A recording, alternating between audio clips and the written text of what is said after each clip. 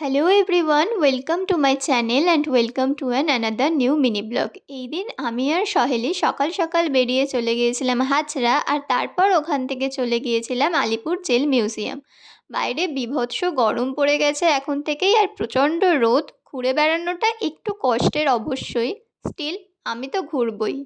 আর যদি হয় সেটা এরকম হিস্টোরিক্যাল প্লেস, আমার তো ভীষণ ভালো লাগে। তারপর এখানে একটা জেল ছিল, আমি তার মধ্যে ঢুকে গিয়ে বলছিলাম তুই বাড়ি চলে যা, আমি এখানেই থেকে যাই।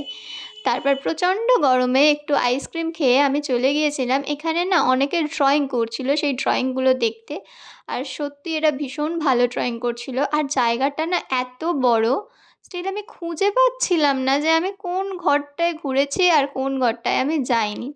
এই দিনের বড় ব্লগটা কালকে পোস্ট করব, তাই আজকে তোমরা মিনি ব্লগটাই এনজয় করো।